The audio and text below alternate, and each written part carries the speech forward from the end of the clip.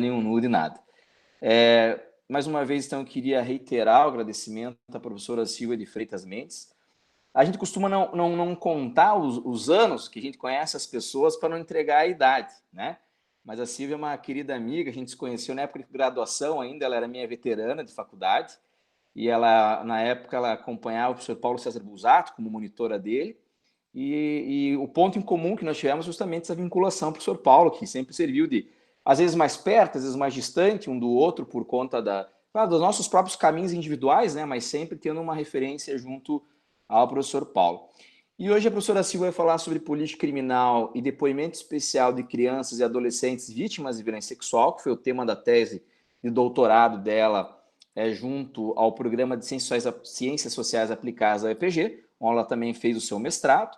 A professora Silvia, que além então de doutora e mestra, ela é professora adjunta de Direito Penal da UniOeste, no campus de Francisco Beltrão, confere? Isso, né, Francisco Beltrão. E é líder do grupo de pesquisa em Direito da Criança e do Adolescente. Professora Silvia, mais uma vez, muito obrigado pela sua disponibilidade. Eu acabei comentando, já estou gravando, depois disponibilizo também o vídeo no canalzinho do YouTube do grupo, para poder ficar à disposição. E com a palavra, fique à vontade, só acho que não sei se o microfone está ligado, acho que não está, né? Não, liguei agora. Então, obrigada, Prof. Décio. Acho que não me incomoda entregar os anos, a idade, não me incomoda isso, né? Já faz bastante tempo que a gente se conhece e até no início do ano, né, a gente entrou em contato porque eu estava tentando trazê-lo a Beltrão, né, para a aula inaugural do curso e não encontramos uma data e acabou que a pandemia veio quarentena, né, uma confusão em tudo, assim, né? Mas acho que a questão aí da tecnologia, das plataformas, facilitou o contato, né? De certa forma, assim, para que a gente pudesse fazer algumas atividades, né? Eu agradeço muito o convite, para mim é uma honra, né? Participar dessa noite aí, desse debate, dessa conversa, e relembrar, de certa forma, né, quando eu ia muito a Curitiba participar no outro grupo, né, com o professor Paulo, sobre sistemas criminais, né, então era assim, a cada 15 dias eu estava em Curitiba, na FAI, para fazer as discussões, né, e acabou que eu encerrando o mestrado em Ciências Sociais Aplicadas, logo em seguida eu fiz o concurso para cá, né, e vim, e Francisco Beltrão não é muito perto, né, dos grandes centros, enfim, e isso limita um pouco, né, as viagens e tal, né, mas é uma honra mesmo, e revê-lo, assim, né, e tenho acompanhado muito aí nas redes sociais, e é bom a gente ver, assim, que os colegas, os amigos, né, estão batalhando bastante aí nas discussões penais, né. Então, eu vou começar aqui falando um pouquinho, né, que eu fiz um recorte, na verdade, para conversar com vocês, né, sobre a minha pesquisa no doutorado. Então, eu iniciei o doutorado em 2015 e defendi a tese em maio do ano passado. Né? Então, assim, ainda sou doutora fresca, né, como se diz no meio acadêmico, né.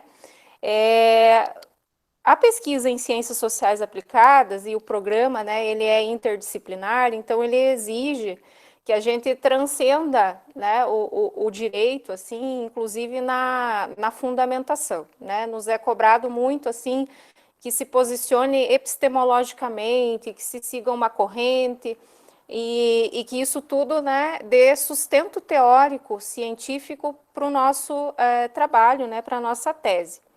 Então, quando em 2014, né, antes de eu ingressar no doutorado, eu comecei a me interessar pelo estudo do depoimento especial de crianças e adolescentes vítimas de violência sexual, e me causava, assim, uma estranheza, um desconforto, porque se colocava, né, muito que esse depoimento especial era a melhor alternativa. Né? Assim, não, tem que ser assim, né? A gente vai conseguir produzir bem a prova, e isso me incomodava, né? Me incomodava, assim, e vou pontuar para vocês aí três incômodos, né? Primeiro que, ao se colocar que o depoimento especial é tão bom, né, não se cogita nenhum grau mais de revitimização. Né? Então, esse era um primeiro desconforto assim, que eu sentia, né, naqueles discursos tão defensores desse depoimento especial. Segundo, né, que existem muitos saberes envolvidos nesse depoimento.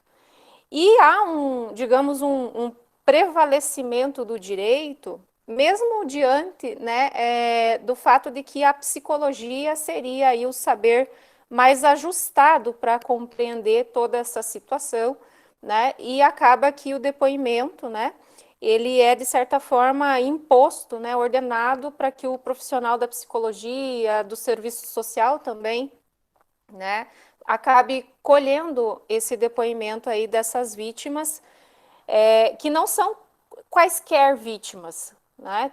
Criança e adolescentes são pessoas em condição peculiar de desenvolvimento. Então, a gente está cuidando, né, ali acolhendo um grupo de vítimas diferenciado.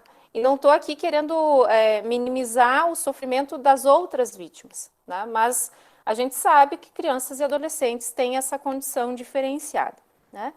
E o terceiro ponto, né, que gerava então esse desconforto que eu comentei com vocês no início, é uma neurose pela busca da chamada verdade real.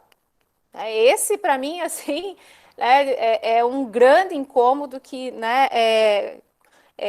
como dizia Cordeiro, né, o processualista que recém faleceu, né, há um quadro mental paranoide, né, na busca aí dessa verdade, né, que assim, ainda mais num programa, né, de doutorado em ciências sociais aplicadas, há uma dificuldade, né, e uma resistência em se aceitar esse padrão de verdade que claramente não existe. Né? Você pode se aproximar aí, né, de uma verdade, uma possibilidade, mas essa verdade real aí, ela, né, a gente vai buscar e não vai conseguir alcançá-la, né? Então, diante desses incômodos, né, eu precisei buscar um fundamento epistemológico que me desse esse sustento, né, para que eu pudesse defender essa minha visão, digamos assim, desse depoimento especial. E o fundamento epistemológico que eu encontrei, e é assim o que, digamos, eu adotei assim para as minhas análises em geral, né, desde então, foi o suporte nas epistemologias do Sul Global, sustentada pelo professor Boaventura de Souza Santos, mais especificamente ali quando ele traz, né, a ecologia de saberes, né, que ele vai dizer então que na visão dele existem várias epistemologias do Sul global, né, e Sul aqui, né, não se refere ao geográfico, né, enfim, é uma perspectiva crítica, né, diferente do padrão fechado da ciência moderna, né, acho que é isso que ele quer confrontar e propor, né? Então ele vai dizer assim, olha, o meu instrumental, né, o instrumental das epistemologias do Sul global, na minha visão, é a ecologia dos saberes. E através dessa ecologia de saberes, né, ele traz uma crítica chamada racionalidade metonímica, porque a racionalidade metonímica, na visão do professor Boaventura de Souza Santos, é essa noção, essa defesa de que existiria uma verdade total, uma verdade exaustiva, né, que, digamos, se ajusta àquela perspectiva ali que no direito se reflete na busca da verdade real. Né? Então, ele vai criticar, e eu acabei utilizando na tese essa perspectiva dele para confrontar, né, essa defesa que ainda se faz por alguns profissionais da área jurídica de que existiria essa verdade real, que inclusive, né, a gente pega um ou outro manual de processo penal e acaba vendo lá, né, princípio da verdade real. Então, assim, me desculpem, assim, eu sou um pouco crítica nesse sentido, um pouco hard, né? Mas, enfim, né, é um posicionamento aí, a gente está aberto à discussão, né? Mas, voltando ali à ecologia de saberes, ele vai nos dizer que existem três princípios, digamos assim, que sustentam essa ecologia de saberes. O primeiro deles é que há uma copresença radical entre saberes. Então, não adianta, né, eu querer estudar, por exemplo, um tema de direito penal e ficar ali isolado, né, só achando que aquele conhecimento, aquele saber vai me dar suporte para conseguir avançar nas discussões. E vejam, né, eu vou ainda um pouco além dessa perspectiva das discussões teóricas. Quando a gente discute no direito penal, no direito processual penal ou na ciência penal, né, como um todo, não é só uma teoria, é algo que vai fundamentar uma política criminal. Né? Isso vai ser implementado, né? E depois eu vou falar ali um pouco mais da política criminal enquanto conceito, enfim. Mas, né, já fazendo uma associação, quando você vai pensar uma política pública, né, a gente precisa, digamos, beber a água de vários saberes. Né? Um único saber ele não se sustenta ou não dá fundamento suficiente para boas políticas públicas. Né? Um segundo princípio dessa ecologia de saberes é o princípio da incompletude, que já vai ao encontro do que eu mencionei antes. Então, cada saber é incompleto, ele não consegue dar todas as respostas de uma maneira satisfatória. E o terceiro princípio é o princípio da precaução, pelo qual o professor Boaventura de Souza Santos ele vai defender que as discussões, né, sobre políticas públicas, sobre temas relevantes na sociedade, sobre o que se vai estudar, o quanto mais se abrir a discussão, né, interagir, a gente consegue buscar respostas melhores. Então, essa precaução que ele, né, utiliza, na verdade, é um incentivo para que a gente interaja cada vez mais entre os saberes, para dar respostas cada vez melhores, para solucionar os conflitos, né, os problemas que existem na sociedade. Né? Então, assim, em linhas muito, digamos, gerais, esse foi o fundamento aí teórico, né, que eu usei, epistemológico, para construir a minha tese e tentar rebater, né, aqueles desconfortos iniciais ali que eu coloquei para vocês. Em relação à política criminal, né, que aí eu procurei, digamos, orientar a construção de políticas criminais usando, né, esse suporte teórico, eu gosto muito, né, de trabalhar com a perspectiva da professora Laura Zúñiga Rodrigues, né, que é uma professora espanhola, que essa, assim, digamos, me foi apresentada pelo professor Busato, já quando, no quinto ano, quando fazia a minha monografia, e isso faz bastante tempo, Décio, isso já entrega mais ainda, né, a idade, né, já faz bastante tempo, né, que ele trouxe, né, acho que na época que eu estava começando a fazer a minha monografia, ele estava concluindo o doutorado lá na Espanha, e ele trouxe muito conhecimento, né, trouxe muitos livros, enfim, e já daquela época eu venho acompanhando, assim, né, o desenvolvimento teórico da professora Laura Zúñiga Rodrigues, e bem recentemente ela publicou alguns artigos relacionados à política criminal. E ela traz assim duas premissas que para mim são muito caras para a gente analisar as políticas criminais, né? A primeira delas é que quando se fala, né, numa análise político-criminal, a gente se insere numa luta para inserir limites ao próprio direito penal, porque é uma briga diária. Né, de você ver assim como o controle social penal é usado como um mecanismo qualquer, né, e querendo, digamos assim, sempre buscando uma resposta muito severa e achando, né, que essa resposta é a única suficiente para naquele discurso de combate à criminalidade. Vamos combater a criminalidade. E o que usamos? Controle penal. Né, como se fosse o bastante, o suficiente para resolver tudo isso. Né? E a segunda premissa, a necessidade de capacidade crítica.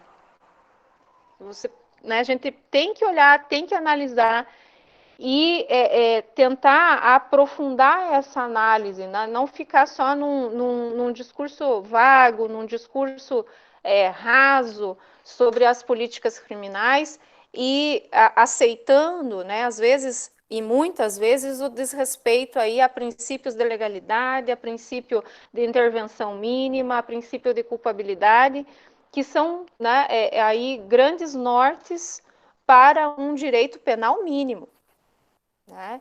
Então, tudo isso a gente precisa, né, levar em consideração. E quando a gente fala, né, em uma política criminal voltada à proteção de crianças e adolescentes em geral, né, ou aqui mais especificamente no meu tema, né, voltada a criança e adolescente que foram vítimas de violência sexual, aliado, né, a tudo isso, é preciso lembrar da proteção integral. Não tem como a gente pensar numa política criminal que queira proteger crianças e adolescentes e esquecer a doutrina máxima que rege, né, o estatuto, que já existia antes de Constituição de 88, né? Inclusive, o Brasil, antes de 88, andava na contramão internacional com a doutrina da situação irregular. Então, historicamente, a proteção integral ela é recente no nosso país, né, para se proteger aí crianças e adolescentes. E na tese, né, eu também fiz uma defesa de que a proteção integral ela precisa ser compreendida como princípio, né? E a noção de princípio que eu utilizei foi a noção do professor Lênio Streck, né, de que ele fala de que para existir uma regra precisa existir antes um princípio que fundamente essa regra. Então, se eu vou pensar numa política criminal, né, e criar regras, eu preciso lembrar da existência do princípio de proteção integral, e até vou aqui repetir uma expressão utilizada pelo Lênio, né, que ele fala que os princípios são como o DNA, né, o DNA da regra, né, a origem da regra, né, e assim, e é importante que a gente fixe o conceito porque existem outras percepções, outras concepções do que seja princípio, do que seja regra, né, então eu, digamos, delimitei ali na tese nesses termos, tá? Então, tentando fazer uma junção, né, com as epistemologias do Sul e mais especificamente a ecologia de saberes, né, aliada a essa proteção integral, para chegar numa análise do depoimento especial, né? Então, assim, antes desse depoimento especial, digamos assim, o depoimento, né, da criança e do adolescente era colhido normalmente pelos juízes, né? Só que essa criança ela era ouvida na delegacia, pela assistente social, por meio mundo, né? E depois era ouvida novamente pelo juíza, né? Eu digo para vocês, assim, que da minha prática atual, que eu venho acompanhando, né, pelo menos aqui na região, e tenho notícias de outras regiões, essa criança ela ainda é ouvida por inúmeras vezes, né? Inclusive, vai ser examinada pelo médico legista. O médico legista ele acaba fazendo N perguntas para a criança, né, para examinar, enfim. E para além de uma questão jurídica, né, a violência sexual é uma violência que gera traumas, né? E assim eu também tenho buscado estudos aí na psicologia que muitas vezes são traumas irreversíveis. De algum modo essa violência ela vai reverberar, ela vai gerar problemas, né, em todo o desenvolvimento na vida dessa vítima, né? Mas quando no Rio Grande do Sul, né, em meados do início dos anos 2000, surge essa proposta de depoimento especial, né, pelo então juiz Daltoé César, né, Júnior, que hoje é desembargador do TJ, do Rio Grande do Sul, né, essa proposta ela surge como um alento, né, como melhor do que o que estava sendo feito até então. E realmente, se a gente for comparar, né, foi digamos assim, uma melhora, né, do que se fazia, mas não dá para dizer que não vai causar danos a essa criança e adolescente. Então, na tese, eu fiz um levantamento, assim, eu fiz uma análise de conteúdo de decisões do Tribunal de Justiça do Rio Grande do Sul, né, fazendo ali o levantamento para ver o que os desembargadores e desembargadoras achavam, né, como eles enxergavam esse depoimento especial, a partir ali, né, de julgados sobre recursos, né, em relação a recursos que eram interpostos diante da prática do depoimento. Poucas vezes, né, nesses acórdãos, aparecia a preocupação com a proteção integral, né? O discurso, assim, digamos que majoritário, era que esse depoimento, né, especial, ele vinha para ajudar a alcançar, né, para conseguir alcançar a verdade real. Então, e é um discurso assim que a gente percebeu que ainda é recente, né? Não é lá de né, não, existe, né, essa racionalidade metonímica nos julgados. Então, aquele desconforto, né, ou um dos desconfortos, ele foi, digamos, demonstrado através da análise de conteúdo desses acórdãos, né? E outra preocupação em relação ali a, digamos, ao respeito ao saber da psicologia, ao respeito ao saber do serviço social, também é desconsiderado na análise desses julgados. Muito, né, do que eu consegui levantar é de que a psicologia e o serviço social, eles estão a serviço do direito. Então, a juiz decidiu que tem que ter lá o depoimento especial, né? Digamos assim, a psicóloga do fórum, a assistente social do fórum, tem que fazer, né?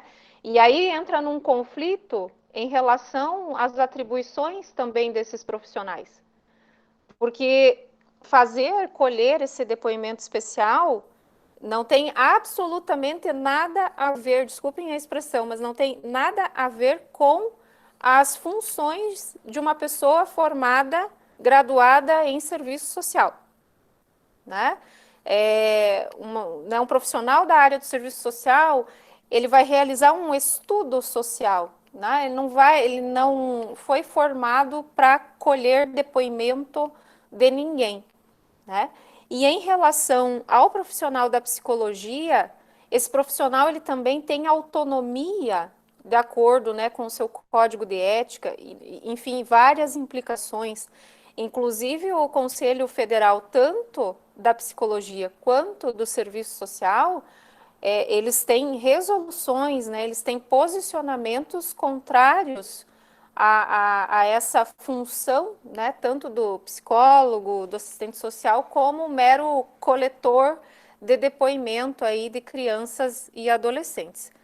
E, né, é importante também mencionar que essas duas categorias, né, através dos seus conselhos federais, têm o posicionamento de que, nesse sentido, né, se o juiz ordena e eles cumprem, né, eles estão ali objetificando a criança novamente e voltando para uma doutrina da situação irregular, né? Então, há uma série de implicações que não dá para a gente, digamos assim, engolir um depoimento especial como se ele fosse a tábua de salvação, né, enquanto política criminal ou parte da política criminal, né, sem pensar aí numa possível revitimização. E é claro, a gente não tem como graduar exatamente a revitimização, porque ela vai variar de sujeito para sujeito, né?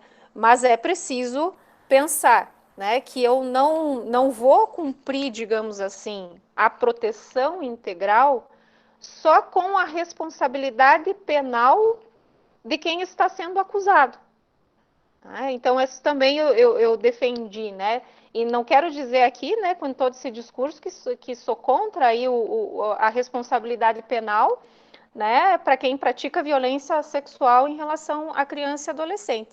Na realidade, a minha maior preocupação aqui era com o outro lado, né, com a vítima, né, porque o Estado, ele se apropria do discurso da vítima, né, nessa busca incansável pela verdade real para condenar o acusado, né? Mas e daí?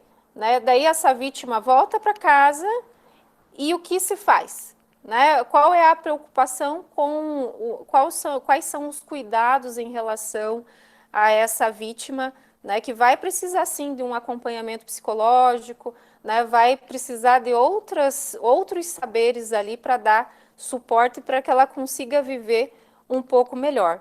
E, infelizmente, né, as estatísticas mostram que quem pratica a violência sexual contra crianças e adolescentes comumente é um membro da família ou alguém que tenha ali uma proximidade, né, um amigo ou um vizinho, enfim, que se aproveita da relação de confiança com a família e acaba praticando essa violência sexual contra crianças e adolescentes.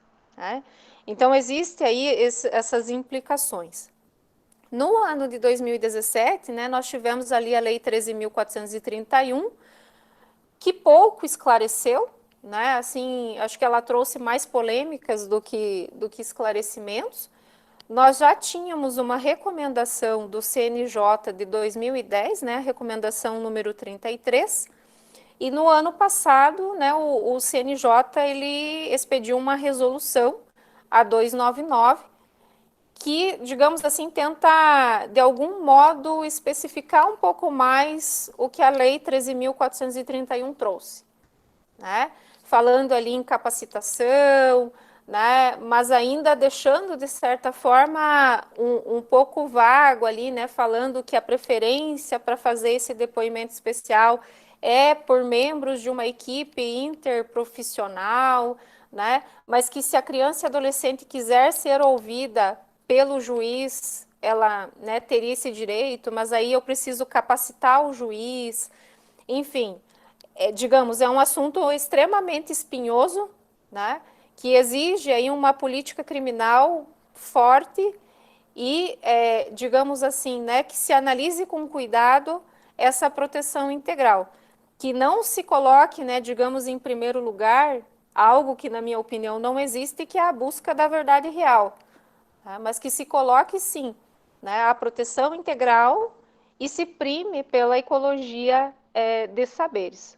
Senão vai ficar muito difícil, né, proteger criança e adolescente e ainda, né, nesse discurso que normalmente vem com a política criminal de combater a criminalidade, se tem a pretensão de reduzir índices de criminalidade.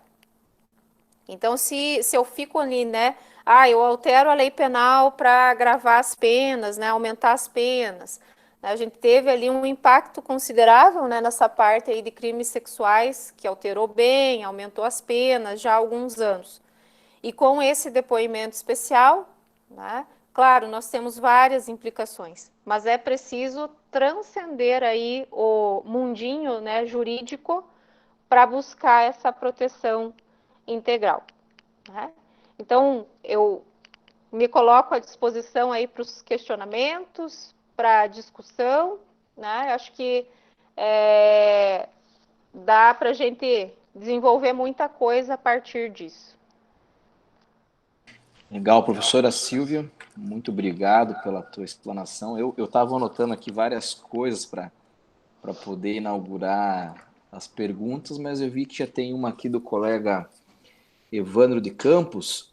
Evandro, se quiser ligar o áudio para perguntar, fique à vontade, mas se não, eu posso fazer a leitura conforme você levantou aqui. Não tem problema, se quiser pode abrir o áudio. Cadê o Evandro aqui? Pode abrir, pode perguntar.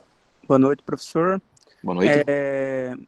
Na verdade, assim, como as explicações da professora, eu só queria entender, primeiramente eu vou me apresentar, né? Eu sou conselheiro tutelar de Santa Isabel do Oeste, e a gente também segue um fluxo nesse atendimento. Quando eu vi a postagem dessa live aí, né, eu me interessei bastante, até para mim ter um aprendizado. Eu estou no terceiro período de Direito também, então isso aprofunda mais os meus conhecimentos. E assim, quando nós recebemos até quero agradecer vocês aí também por ter aceitado minha inscrição. E assim, quando a gente recebe denúncias de crianças e adolescentes vítimas de situação de violência sexual, a gente segue um protocolo, e esse protocolo é do estado do Paraná, ele é 2018. Eu queria perguntar para a professora o que ela acha, ou dar um parecer sobre esse protocolo, porque a gente vê que tem muitas falhas. O que a professora falou nas suas palavras, que eu estava escutando ali e vendo, que é realmente verdade, infelizmente as crianças são ouvidas de diversas maneiras. Primeiro, vou dar um exemplo. Ele conta para a professora passa para a diretora passa para o conselho tutelar passa para a mulher da frente ali da saúde para levar. Da frente da saúde passa para o médico passa para o psicólogo passa para outro. Então, assim, a revitimização começa bem de longe. Então, foi feito esse protocolo até para a gente também não perguntar. Quando a gente recebe, a gente só segue aquele protocolo. Eu queria ver se a professora tem esse conhecimento desse protocolo e o que ela acha. Não, fica à vontade, Silvia, para poder responder. Então, esse protocolo, eu conheço ele, tá?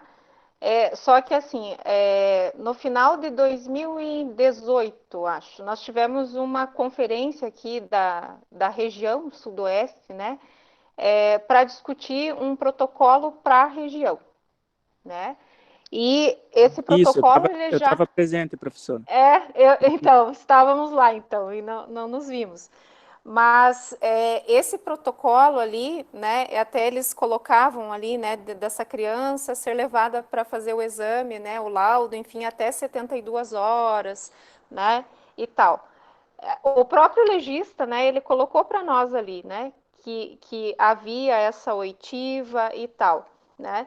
A minha opinião, assim, Evandro, é no sentido de que essa criança, ela deve ser ouvida o menos possível, né?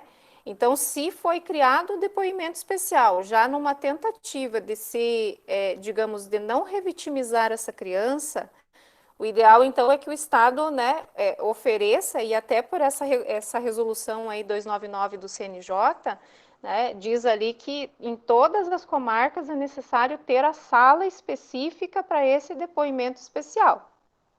O ideal é que nesse protocolo constasse, né, esse posicionamento firmado no CNJ, para se evitar isso que você acabou de ouvir, porque o que eu mais ouço aqui, né, e a gente tem o contato ali na universidade, né, que tem o NEDIGE, que atende também as crianças e adolescentes, né, é que essas crianças, elas continuam sendo ouvidas de forma, assim, por repetidas vezes, né?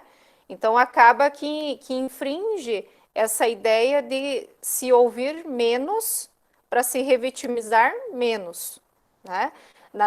Assim, nas conversas que eu tenho, né, com algumas assistentes sociais de Beltrão e psicólogas também, né, há, assim, digamos, uma intenção de se rediscutir esse protocolo, né? Mas aí, para a gente alcançar o Estado também, às vezes se torna, digamos, complicado, né? Porque o protocolo, ele é estadual, né? Então, a gente vê, assim, que nos municípios há uma busca aí, e às vezes, né, você está me dizendo aí uma experiência de Santa Isabel, né, que vocês estão seguindo o protocolo, né? Não sei se pode me responder, Isso, né? professora, isso. Né? Estamos seguindo esse protocolo e o último, aquele protocolo que nós tivemos em Beltrão, né, com algumas modificações daquele dos 72 horas, né, para ser encaminhado direto para a saúde. Vi também que a professora, ouvi e vi que a professora também falou sobre após todos esses procedimentos, o que é feito. Então, assim, o que nós estamos fazendo? Encaminhando para a rede de proteção e fazendo o acompanhamento com daí, consultas psicológicas, médicas, visita com a família, para fazer um acompanhamento. Mas eu acho que não é só aqui, mas eu acho que pode estar acontecendo em outros municípios ou estado, é que nós não temos um período, tipo, até quando temos que acompanhar, entende? Então, eu concordo com o que a professora falou sobre esses erros que acho que estamos devendo para a infância e juventude, de acompanhar quanto tempo, porque às vezes, não acompanha um pouquinho e depois abandona. E aí, Sim. o que acontece com essa criança? O que acontece com esse adolescente depois? O trauma. Então, tem várias dessas coisas. Eu concordo contigo, assim, Evandro. É o que a gente vê muito na prática, né?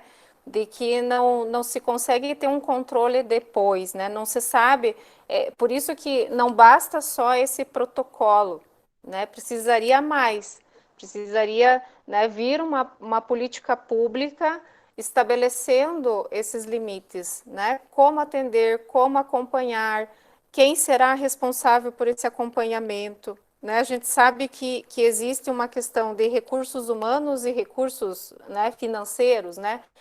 Se o município vai ajudar, né, a bancar isso, se o Estado, né, se a União. Então, assim, essa questão como você falou, assim, né, estamos devendo, né, a criança e adolescente, né, não carregue isso, né, para você enquanto profissional, mas na verdade é a ausência da política pública que é o que está faltando para organizar isso. Porque enquanto ficar um protocolo aqui, um protocolo ali, é muita informação desencontrada e no final das contas a gente não acaba, digamos, dando a proteção efetiva para essas crianças e adolescentes, né? Obrigado, Legal. professor. Nada. Obrigado pela participação, colega também. Muito legal ver pessoas que ficou convite já, Evandro, para próximas reuniões nossas. Você pode participar Ele também, é é da nossa aberto. região aí, né? Que Com legal, né? certeza, com certeza eu vou participar sim, pode ter Só certeza. acompanhar pelo Instagram, lá a gente faz a divulgação, já está na lista de e-mail, já vai o contato para frente. Vou sim. Deixa eu aproveitar esse gancho, vocês estão falando do protocolo. Eu me recordo que um dos primeiros casos que eu acompanhei como advogado foi uma nomeação para ouvir aquelas coisas que sai de bobeira no fórum e passa lá o estagiário da vara e pede para você acompanhar. Isso na época os processos eram físicos ainda, né? Então era um processo da primeira vara criminal de Ponta Grossa, o primeiro ou segundo, não me recordo agora, era o corredor do meio, não lembro se era a primeira ou segunda. E por uma infelicidade, assim, a pessoa que conduziu o ato de audiência era um caso de violência sexual contra uma adolescente. Ela já estava com 17 para 18 anos, mas a data dos fatos foi bem no dia do aniversário dela, de 15 anos de idade. E ela tinha ganho da mãe um celular, que para a mãe era um sacrifício financeiro muito grande ter comprado celular, etc. E além da violação sexual que ela sofreu, que ela foi vítima de estupro, ainda o sujeito roubou o celular, ele bateu nela para pegar o celular. E a tese defensiva que o agressor havia apresentado inicialmente na delegacia era de que ela tinha seduzido ele. Com essas palavras, né? Ela pediu, me seduziu. E claro, é uma questão daquelas que a gente fica bastante chocado, porque na hora ali foi um pleito da família, que queria um suporte para um advogado acompanhar, ele tinha o seu defensor constituído, mas a família não tinha condições, então não existia defensoria pública à época ainda no Estado, e eu ali de bobeira no fórum, acabaram me pegando, eu lembro que foi uma situação muito traumatizante para mim, como advogado, como homem, como profissional que conhece, que desde a primeira faculdade atua na área, mas o traumatizante para mim foi a pergunta que era uma magistrada do sexo, então uma mulher, né, sexo feminino, e ela levanta a seguinte pergunta para a vítima, né? Você estava usando saia? Porra, a pergunta era assim estarrecedora, né, para aquilo. Quando a gente vê, então, essas mobilizações sociais todas sobre uma tentativa de preservação e proteção, principalmente da mulher, porque até que isso daí vinha a minha pergunta para você. Eu, ao longo desses anos, delitos sexuais é uma área que a gente nunca teve muita procura no escritório, mas já atuamos em alguns casos, e de todos os casos, salvo engano, foram só 10 que nós atuamos nessa área, 9, 10, e somente 2 com vítimas do sexo masculino. Então, até são duas perguntas que eu queria te levantar. Então, a primeira era, se ao longo desses dados que você apurou, né, junto ao Tribunal X do Estado do Rio Grande do Sul, né, se viu muitos, assim, depoimentos estapafúrdios ou algum relato estapafúrdio, assim, absurdo como esse que eu relatei para você, e se você chegou a apurar isso, porque realmente é a gente sabe, assim, sem nenhuma base de abordagem empírica, né, mas que imagina-se que as maiores vítimas sejam do sexo feminino, né? Mas não que... eu não sei se existe alguma pesquisa mais direcionada ao sexo masculino também, são coisas que realmente eu desconheço, daí é a minha pergunta. Sim, em relação a esses discursos estava usando saia, provocou, né? Achei vários, Décio. Inclusive, assim, até eu fiz uma pesquisa também em decisões no STJ, né? E eu vi, assim, muito, né? Inclusive, não só discursos da defesa, mas discursos em sentenças, né? Fundamentos de juízes para sustentar, né, ali, às vezes, uma absolvição ou até uma redução na pena. E não só em relação à vestimenta da vítima, mas também se a vítima, a mulher, já teve um namorado, se ela não era mais virgem, enfim, isso também, infelizmente. Né? Sim, E decisões que absurdo. recentes. Não são nunca se justificaria, né, em nenhuma Sim, época. Mas, sim. né, é triste quando a gente percebe que esse discurso ainda persiste no mundo jurídico, né? Quanto aos dados, realmente ainda as meninas, né, são em maior número, né? Mas assim, isso também eu comentei assim na tese, porque essas informações, né, esses dados em relação a percentuais de vítimas, enfim, eu consegui no sistema de proteção à infância e adolescência, né, que se chama a sigla CIPIA ou CIPIA, que alguns falam de um jeito, outros de outro, né? Sim. Mas esse sistema ele é alimentado, né, pelos conselheiros tutelares. Então a gente consegue ali ter números, né? Mas você percebe assim que, assim, por exemplo, né, que os estados de São Paulo e Paraná eles alimentam bem o sistema. Então a gente tem ali muitas informações, mas a gente nunca pode esquecer da cifra oculta, né? Mas aí você pega lá no sistema e olha o estado do Piauí, por exemplo, né? Há um ano, né, que eu revisei ali esses dados, não tinha uma informação, né, de uma vítima, né, de violência sexual, né, que fosse criança e adolescente. Isso me causou uma certa estranheza e a gente pode começar a pensar, mas será que no estado do Piauí não existe violência sexual contra crianças e adolescentes? Como é que tá ali, né? E aí você vê assim, mas São Paulo tá disparado, né? Paraná também.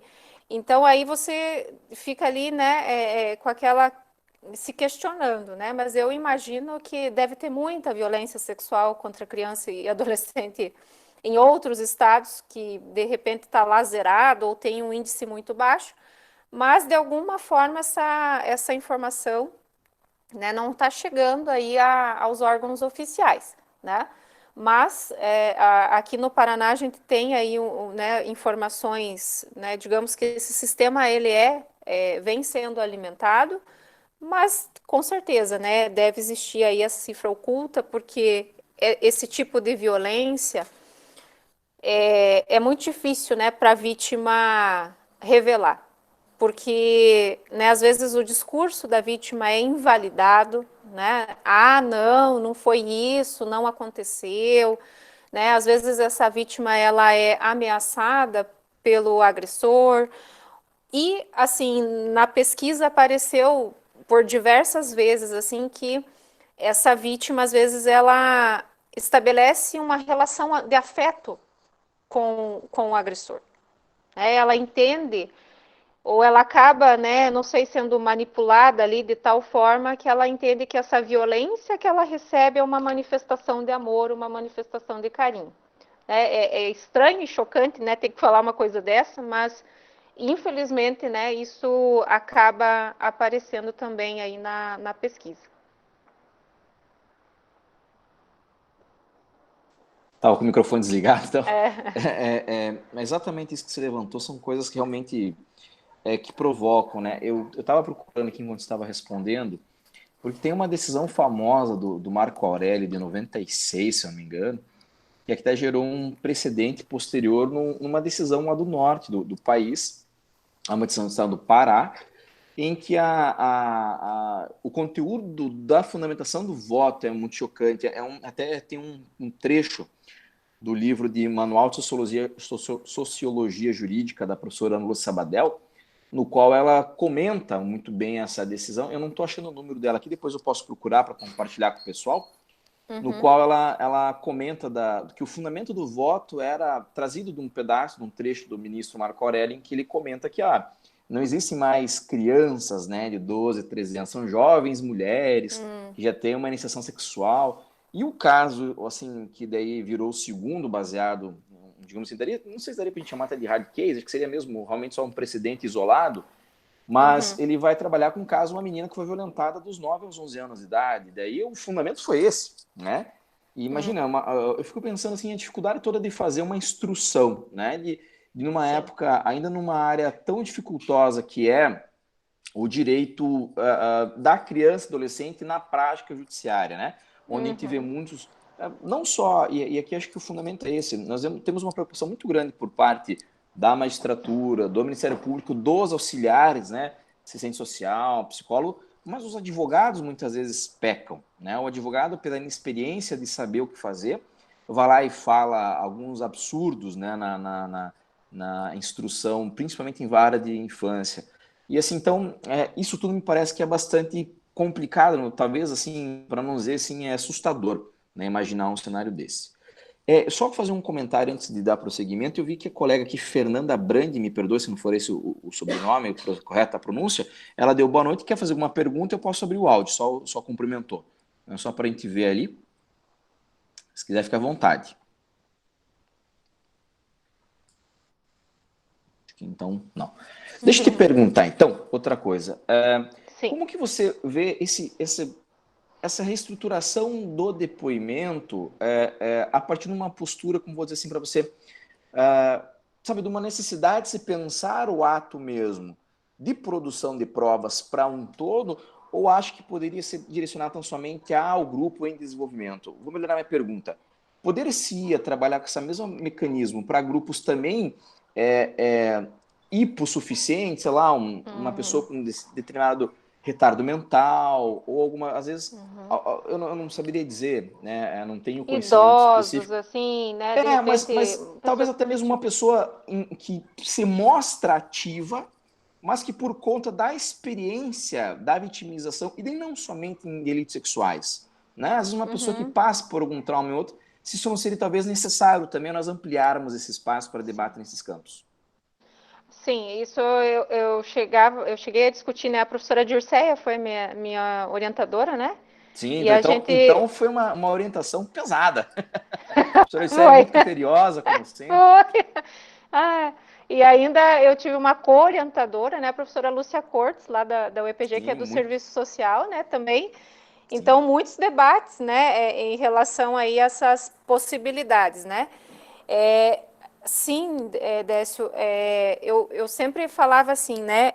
Bom, a criança e o adolescente têm essa condição peculiar de desenvolvimento, mas às vezes existem situações, né?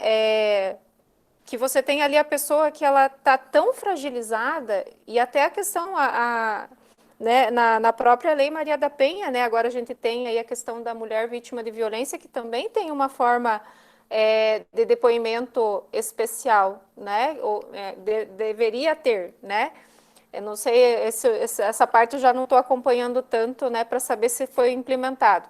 Mas eu também acredito que essas pessoas, né, que de repente estão ali numa condição de vitimização tão grande, precisariam ter um acolhimento maior, né? Isso com certeza, porque só o Estado, né, se apropriar dessa fala para conseguir demonstrar, para produzir essa prova, né, a gente precisa transcender esse pensamento, nessa, digamos, essa única justificativa para se ouvir. Não, eu tenho uma vítima, né, um bem ou vários bens jurídicos ali foram violados, né, ou ameaçados de lesão, enfim. E essa vítima sai do fórum, beleza, condenamos e ponto, acabou, né, resolvemos a questão ali.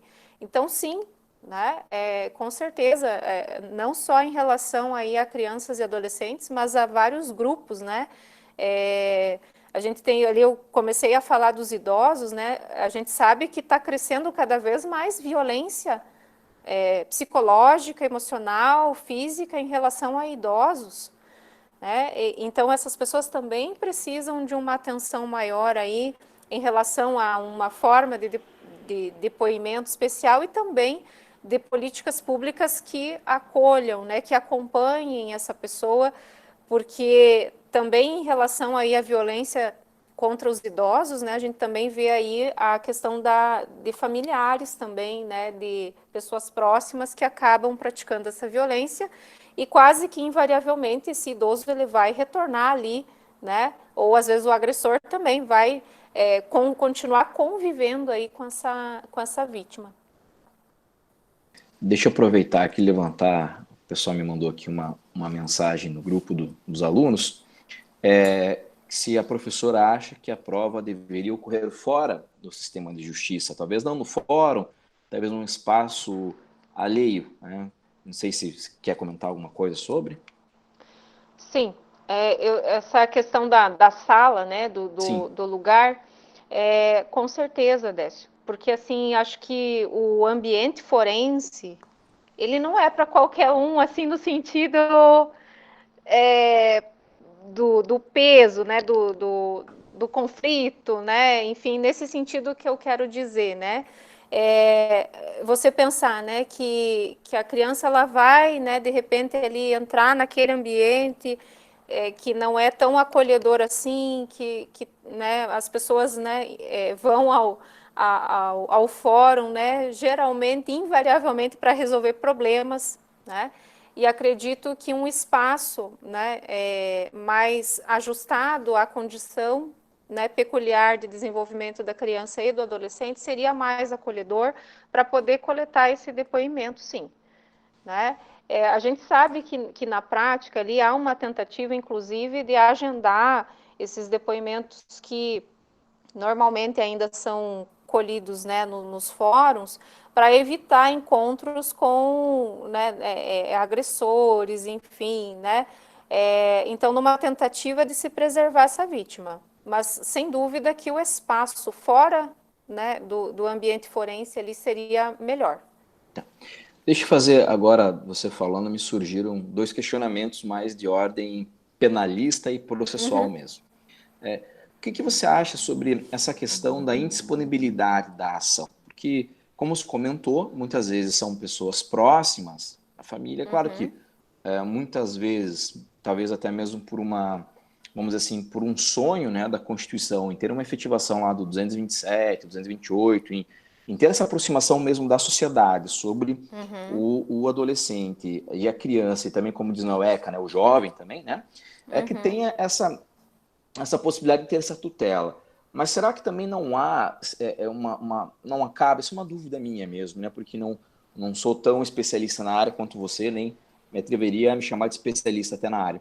Mas será que não existe também uma revitimização da família? É uma dúvida mesmo que surgiu. O que você acha disso? Sim, da obrigatoriedade da ação, né? Que isso, você a partir diz, disso. Assim, tá. Isso também foi uma discussão que fizemos em orientações, sim, né? Porque a gente pensa assim, não há pessoa, né, vítima de violência sexual, maior de idade e tal, né, ela tem ali, digamos, uma escolha, né? Agora, a criança, em função dessa proteção integral, existe essa obrigatoriedade da ação, né? Eu, assim, confesso para ti que eu tenho dúvidas em relação a isso, por defender muito a questão da proteção integral, né? Entendi. Por mais que a gente saiba que existem essas implicações nas relações familiares, né? Inclusive dessa vítima ser rejeitada, né, pela família por ter falado, né? E a partir do momento que falou, né, começa o ritual jurídico, né? Não Sim. se pode desconsiderar isso, não se pode voltar atrás. Então, realmente, essa é uma questão, assim, digamos, mais espinhosas, mas tecnicamente, digamos, te dando uma resposta, assim, mais coerente com o que eu defendi, Uhum. né?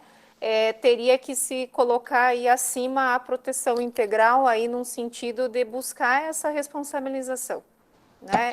Até acho que foi esse, digamos, o consenso que eu entrei com a professora Dirceia ali para, né, para entender um pouco melhor esse contexto aí dessa indisponibilidade da ação e da obrigatoriedade, enfim. Eu levantei essa pergunta por conta de uma consequência dela, que daí seria, me parece, uma crítica, não sei se seria uma crítica talvez, mas como a tua abordagem parte de uma concepção de política criminal, como você bem levantou, que daí é aquela pergunta que sempre...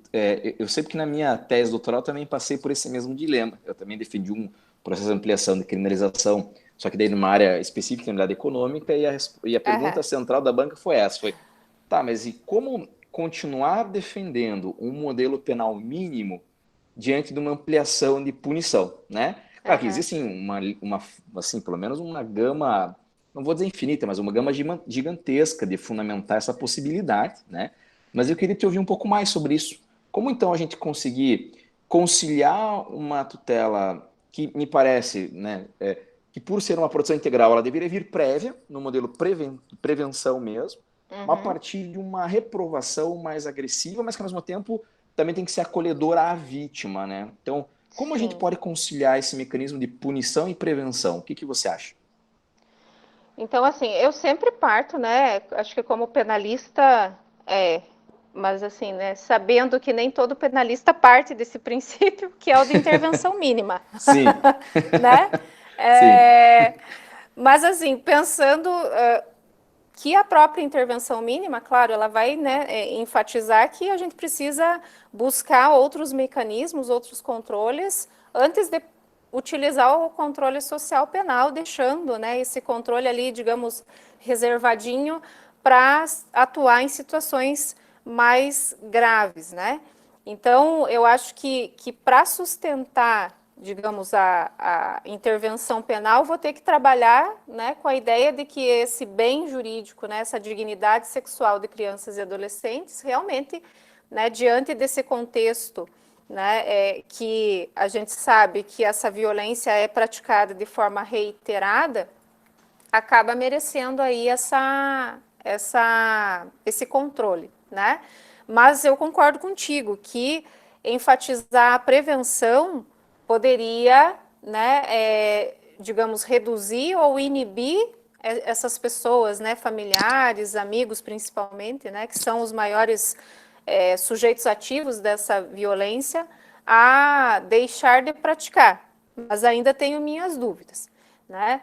Na minha defesa, esse debate ele surgiu, né, e até o professor Fábio Guarani foi um dos membros, né, da minha banca, né, e ele usou bastante lá o parágrafo 4º do artigo 227, né, que vai dizer que o Estado ele precisa, né, trazer uma lei penal severa para combater a exploração, abuso e violência sexual contra crianças e adolescentes. Então, eu tenho um comando punitivo expresso, né, na Constituição para dar essa resposta. Então, já, assim, constitucionalmente, né, e é uma norma constitucional do poder constituinte originário, né? Eu tenho esse comando e, enfim, né, eu preciso, enquanto Estado, enfim, né, ter a legislação. Agora, o que me preocupa, e até assim eu recebi, digamos, o debate foi intenso nesse sentido, né, porque até, né, pelo posicionamento dele ali e tal, em relação a essa severidade. O que a lei, desculpem, né, o que a norma constitucional quer dizer com esse severa? Até que ponto eu posso chegar, né? E será que a gente vai conseguir dar essa resposta, né, com severidade? E aí, né, a saída ali que eu tentei, né, ou a justificativa que eu tentei usar, né, é que essa norma constitucional, assim como todas as outras, ela precisa ser feita numa leitura em conjunto com o todo constitucional. Né? Então, eu não posso, né, pensar assim, eu tenho lá questões, outras normas constitucionais que dizem respeito, né, à punição, né, por exemplo, né, a vedação de penas cruéis, vedação de prisão perpétua, enfim, eu tenho outros limites que vão impactar nesse parágrafo 4º do artigo 227. Então, assim, tudo bem, né? Foi uma opção constitucional, digamos assim, né, de buscar essa lei penal severa para punir, né, quem pratica o abuso, exploração, violência sexual contra crianças e adolescentes, mas eu não posso esquecer, né, que eu não posso extrapolar outros princípios e outras regras em busca dessa severidade. Então, é um caminho difícil, né, da gente encontrar um certo equilíbrio. Mas a gente vai precisar, então, né, para cumprir, né, essa norma constitucional, ter o controle penal, mas, né, digamos ali, partindo do que eu defendi na tese, com o fundamento, né, na ecologia de saberes, eu preciso trabalhar outros saberes, né, outras políticas públicas preventivas e, se acontecer, né, não usar só a política penal, né, mas aliar aí outras formas, outras políticas públicas. Né? Mas, assim, eu vejo que em decorrência desse comando constitucional expresso, a gente não tem como fugir do controle repressivo, né, dessa bem retributivo, né, apesar da pena ter outras funções. Né?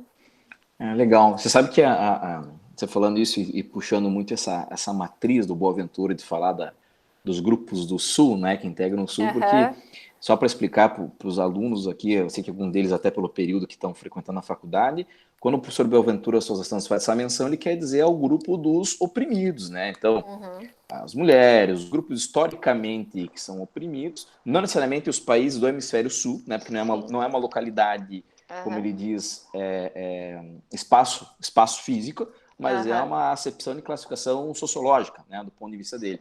E não é taxativa, né? Ela é um termo bastante aberto, explicativo, e que isso claramente, a situação de vulnerabilidade de um grupo tão frágil quanto crianças, jovens em formação, acaba sendo sim um perfil, ainda mais uma sociedade como a nossa, que tem toda a questão de machismo estrutural, questão de racismo estrutural, né, onde eu fico imaginando como deve ser dificultoso no primeiro contato da vítima, né, abrir a alguém, ter a confiança e se tiver que passar realmente, como você acabou explicando muito bem, também que o colega levantou a pergunta, né, mas vai ter que fazer 5, 6 vezes o mesmo depoimento, nossa, eu fico imaginando que se fosse comigo eu já não iria, né, independente de qualquer coisa, a gente cansa, né, por conta disso.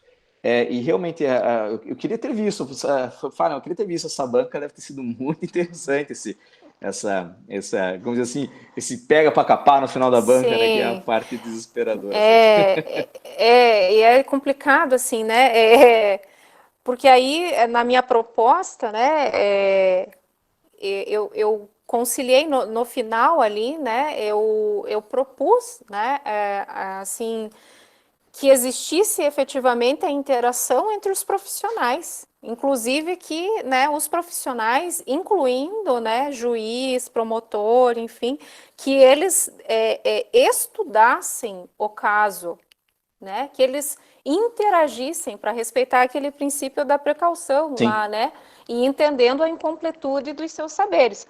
Claro, eu sei que isso exigiria tempo, mais trabalho, mas nós estamos tentando cuidar de pessoinhas, né? Pessoinhas que merecem um cuidado diferenciado, né? Que estão em condição peculiar de desenvolvimento.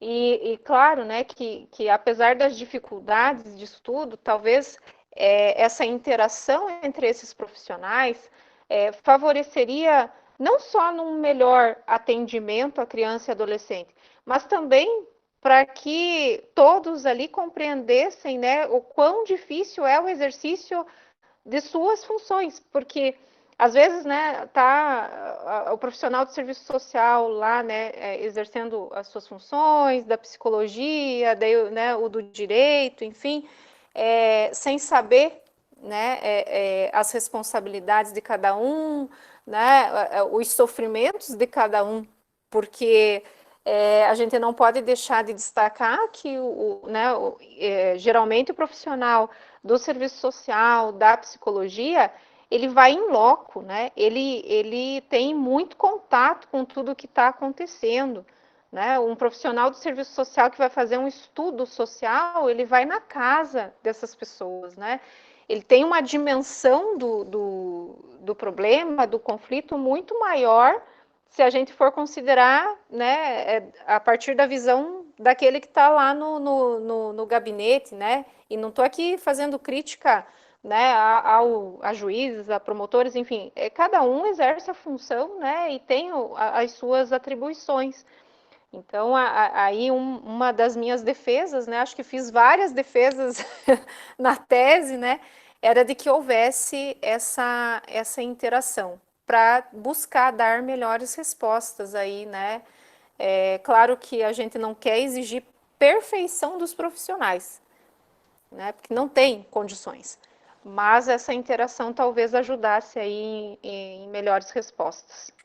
Interessante, porque realmente essa parte da interação entre vamos dizer assim, aos sujeitos, né? Não as partes, mas aos sujeitos envolvidos todos, é o que talvez é o ponto comum de crítica em vários modelos. Inclusive, eu tive uma colega de doutorado, ela é procuradora de justiça, a doutora Sâmia, a pesquisa dela se funda muito próximo do que você apresentou, ela quer trabalhar com uma concepção de vítima dogmática em delitos. Agora eu não lembro qual era o recorte que ela tinha dado, mas por conta disso, ela falou, olha, a gente tem um sistema de justiça que ele tem um formato punitivo, que a gente sabe que é uma máquina de mercado, não adianta dizer que não, que é isso, mas paralelamente a isso, aquele que julga muitas vezes esquece, ele já esquece muitas vezes, e a gente não está errado em falar que não raras vezes ele esquece de forma proposital de quem é o réu, né? A gente sabe disso, e que muitas vezes a academia está tão distante, né? Ela fala, tem que ser do contrário, mas acontece aquilo.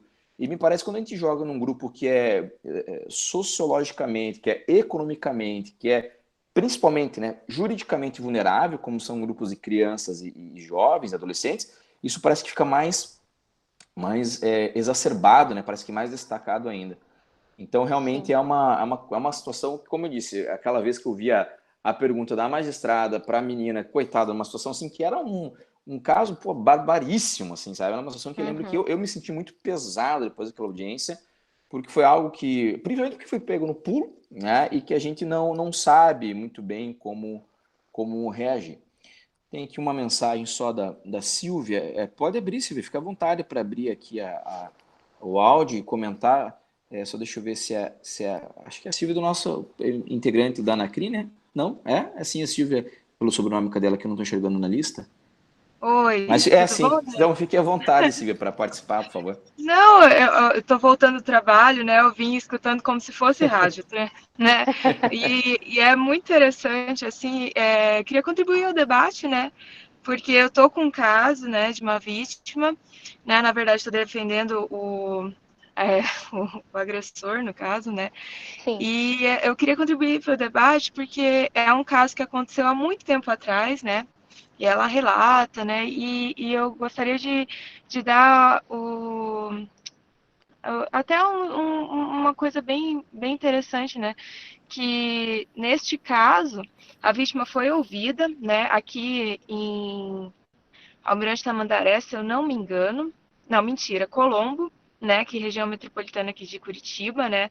E a pessoa que fez as perguntas, né, não é direta, né, é sempre intermediada, né, e o ambiente é muito lúdico para a criança, né, para ela poder dar esse depoimento, né, essa coleta de informação dentro do fórum, né, é totalmente diferenciado. Eu queria contribuir, né, mas assim, neste caso em específico, não é só a violência sexual, né, existe também uma alienação parental. Às vezes. Então, Uhum. é associado, assim, a criança era muito pequena na época que ela relata que sofreu, né, esse abuso, e, e assim, além disso, né, não foi um abuso, assim, não teve realmente uma violência, sabe, aquela coisa de passar a mão, né, ela relata que ela sofreu isso quando ela, do padrasto, tem todo um enfoque, então é muito interessante a gente coletar essas provas além do depoimento da vítima, né, porque nesse caso, eu não sei se foi alguma coisa, porque cada caso é um caso, né? Interessante, né, professora? Que no caso dela, ela relata que passou a mão, mas na mesma época que ela fala isso, ela conta no depoimento na delegacia que foi bobagem. Aí depois, nessa audiência, depois de uns 4, 5 anos, ela relata que não, que realmente sofreu, que a mãe ela não tem condições, porque ela foi afastada, né? No caso era o padrasto, né?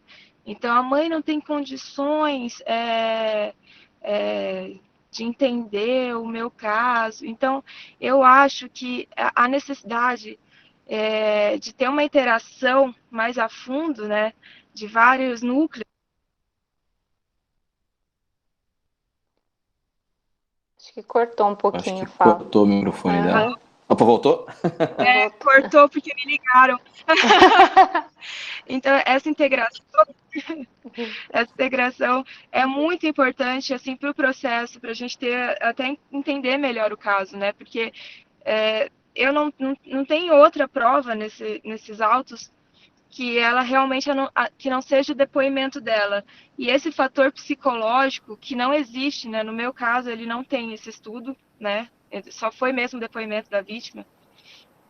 Inclusive é uma coisa que eu estou lutando, né? Porque, enfim, senão, sim, só pelo embasamento da vítima é complicado, né? Mas no meu caso é bom, né? Porque eu estou defendendo o agressor, entre aspas. Mas eu acho delicado, assim, a gente precisa colocar isso no processo, a gente precisa ter esse embasamento, principalmente com vítima menor de idade, né?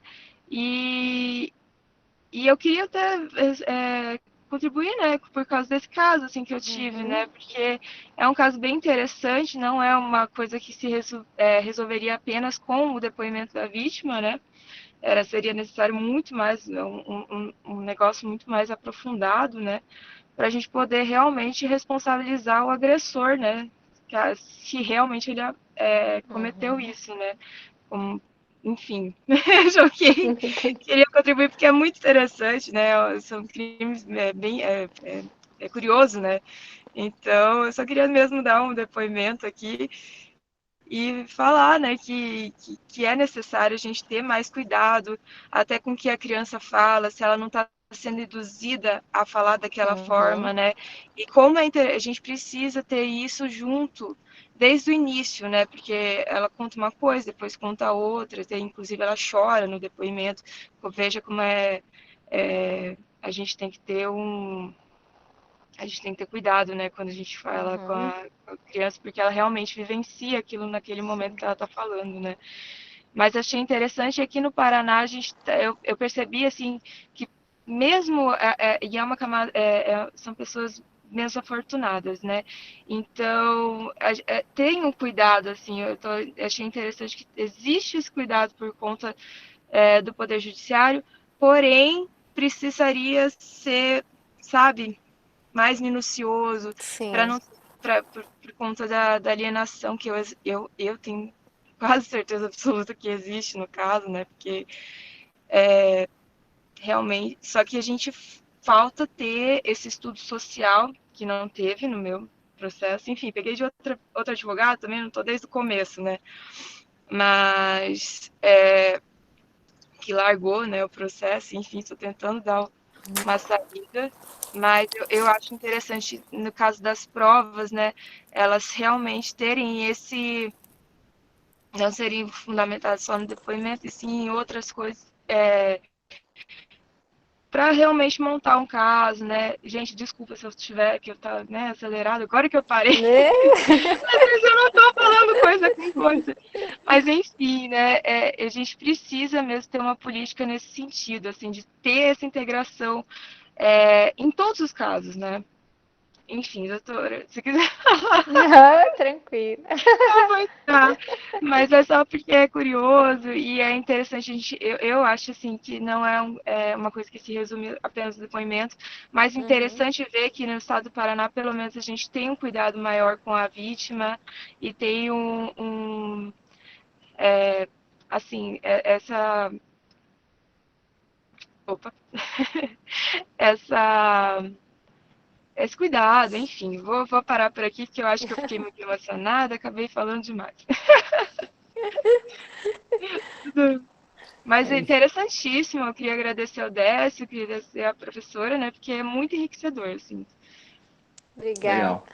Obrigado, Charás, as duas É. Silvias. Eu E vejo assim, só um comentário do que a Silvia falou ali, né? É a importância da análise do conjunto probatório, né? Mas assim também falo, né, que no levantamento que eu fiz das decisões no STJ,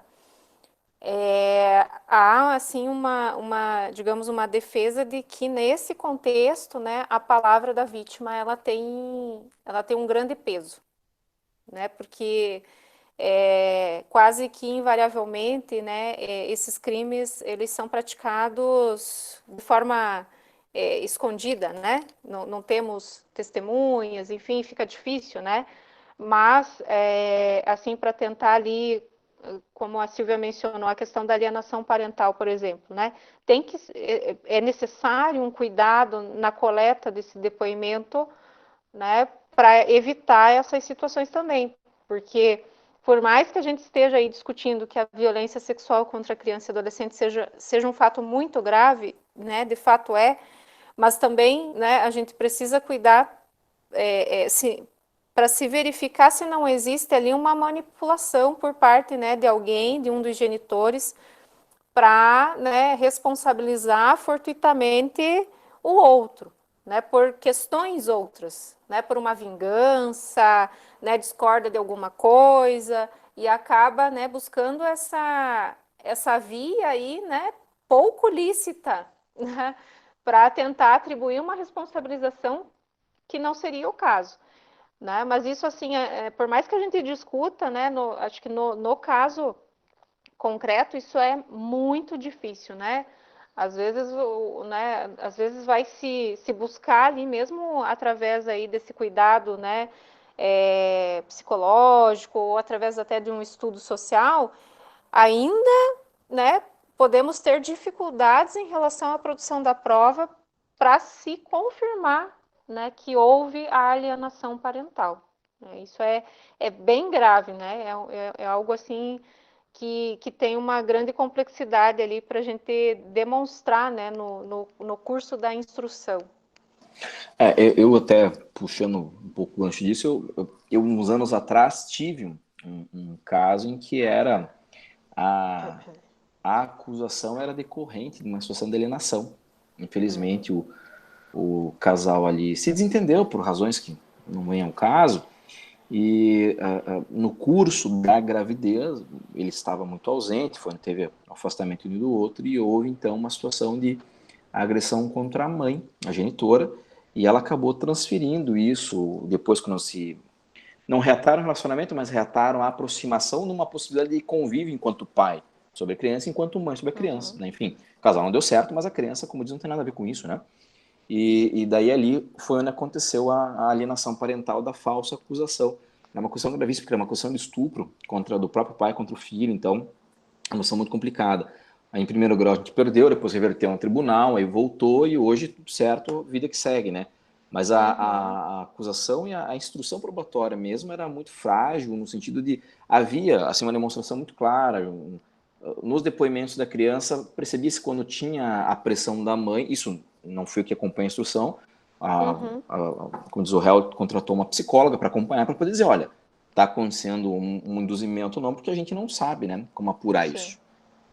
Mas era uma situação extremamente traumática, assim, né? A gente acaba visualizando dessa forma e me parece que realmente a conclusão que a gente pode chegar é que precisamos, como diz, cada vez mais estudar coisas muito além do direito para a gente sair um pouquinho da nossa caixinha de autossuficiência e arrogância, né? Que o jurista tem muito disso, né? Tem. O Bourdieu fala, né, que os juristas são legitimados a legitimar e parece que a gente fica nessa nossa caixinha de autolegitimação discursiva absurda, né?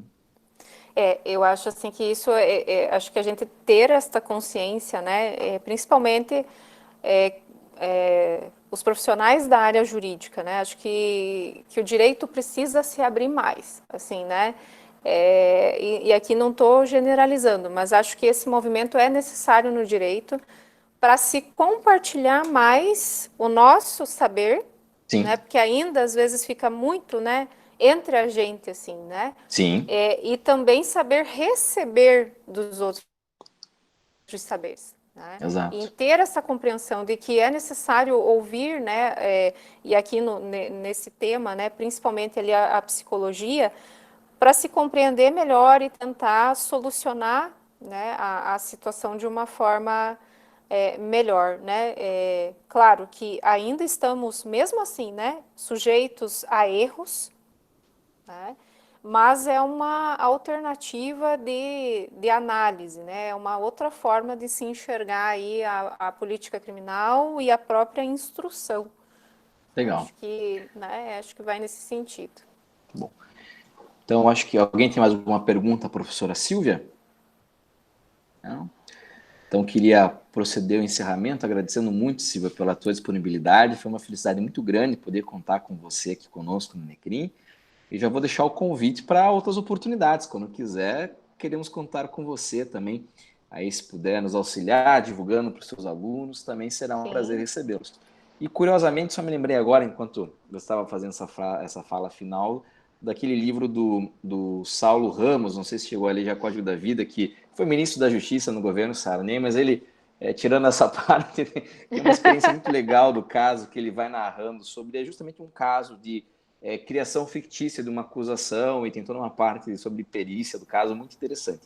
Então, Silvia, muito obrigado mais uma vez, foi um prazer ter você conosco.